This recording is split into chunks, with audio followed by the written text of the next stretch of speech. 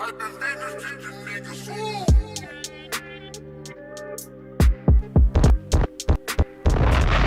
the best in the world, baby. It really is, man. It really is. What's up, guys? You with your boy Sonwabo Thetha, aka the absolute best in the world, and welcome to the Best in the World podcast, episode number 32. So I'm back with another one again. So in this episode, man, I want to talk about the war that's currently happening in Israel, Palestine, Hamas versus Israel, and I'll be doing it with a beautiful reference video from my people from ABC News Australia. I'll be using their video as a reference point just to engage on how this war started and the origins of it, and moving forward, what shall occur. So enough from me. Let us jump straight into it. The origins of the Hamas and Israeli war. Israel says it's at war after Palestinian militants launched a major terror attack. At the centre of this conflict is Israel's military occupation of one Palestinian territory, the West Bank, and... Whoa, let's just start there. You see how big Israel is. Look how much land they have. This will come back to us later. Let's continue. And its blockade of the other, the Gaza Strip. To understand what's happening, it helps to go back to World War I, when Britain took control of the region. The land at the time had an Arab majority and a Jewish minority. I wonder why. An Arab rebellion and ongoing Jewish migration was followed by the Holocaust targeting Jews in World War II, and a big increase in Jewish migration. In 1947, the United Nations, with Australia being a key driver, agreed that what had been known as the British Mandate for Palestine would be divided into a Jewish state and an Arab state. The Jewish side accepted this, hence the State of Israel was formed. But the Arab side rejected it, sparking a one-year war as Britain withdrew. But as the years went... All right, so we finally see a portion of the origins. This land was originally predominantly of Arabs, people of Arab. So now that after the British took over during World War II, after World War II, a lot of Jews migrated. And the Jewish community agreed that that place should be called Israel. However, it was a land that was previously dominated, and its ancestral background, it's from the Arabs, which form part of Palestine today. But let us continue. But as the years went on, Israel took more land than had been agreed by the UN. Jacked all the land. They jacked all that land. Look at all that land that they took. And it was rejected by the UN. United Nations said no. And it was United Nations who occupied the place and divided it amongst the two countries. Just perspective, guys. Different perspectives. Let's continue. My network is bugging. Palestinians call this the Nakba, or catastrophe, as hundreds of thousands of Palestinians fled. At the end of the war, Israel controlled all the land in blue, except for Gaza here, which Egypt controlled, the West Bank, which was controlled by Jordan, and the Golan Heights, controlled by Syria. In I want us to look at that map. People of Arab original, which also form part of the people of Palestine. They had their own land, and they were forced to share the land with Israel.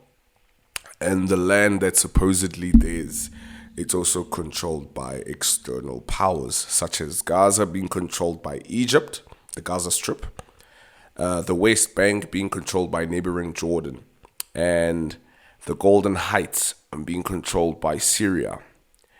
And if you look at it split amongst those territories, however, there's a saying called divide and conquer. Do you see the way they separated all of these Palestinian areas? Why the way they divided the land? Why wouldn't they make it geographically proportionately next to each other? Meaning all Palestinian property or land should be together. Now it's separated into pieces, and Israel has got this one full piece of land.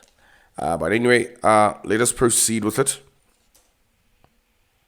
1967, in what's known as the Six-Day War, Israel seizes the West Bank, the Gaza Strip and the Golan Heights. Israel then went on to occupy thousands of kilometres of Palestinian territory, which the UN says is illegal. This is what we now refer to as the occupied territories. Despite objections from the international community, Israeli civilians choose to live in the areas for political and religious reasons or for cheap homes. Here's where a lot of conflict happens, as Palestinians are displaced. We are protesting and demonstrating against harassment. In 2.3 million people, one of the most densely populated places in the world, Israel controls the airspace and the sea, and it controls the crossings used to ship most of the goods in and out. The crossing into Egypt is mainly used by people. Conditions for Gazans under the blockade are tough, with an unemployment rate of 50%, as well as deteriorating health systems and infrastructure. The group Hamas was formed in the late 1980s as frustrations grew. Hamas's goal is dedicated to Israel's destruction, and it's been designated a terrorist group by many countries, including Australia. Hamas, which has a militant wing and a political arm, won democratic elections in 2006, but wouldn't renounce violence against Israel and was isolated by the international community. It seized control of Gaza a year later, and while Israel withdrew from Gaza... The way I look at this, right, the people of Palestine, right, their land was taken away from them. Some of the areas were blockaded, meaning a whole block, like shut down from the world. And they form an organization to try and fight for the land that's originally theirs. And they create an organization which is deemed a terrorist group by the international community.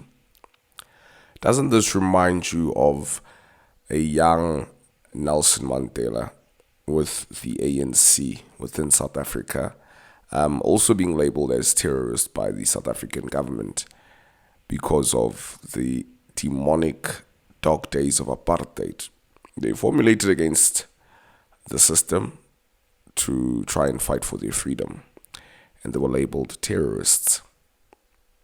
And Hamas is also labeled as a terrorist organization. Just looking at the perspectives. But hey, let's continue. It continues to occupy the West Bank. This means the Israeli army is the ultimate authority in the West Bank. The 3 million Palestinians there and the 2.3 million in Gaza do not want an Israeli occupation or a blockade. Another point of contention is Jerusalem. It's home to holy sites from 3 major religions: Judaism, Christianity and Islam. Clashes in the region often escalate around major religious holidays, like the Jewish holiday of Yom Kippur or Ramadan. This is a region that's faced tension for years, but these attacks show things could escalate even further.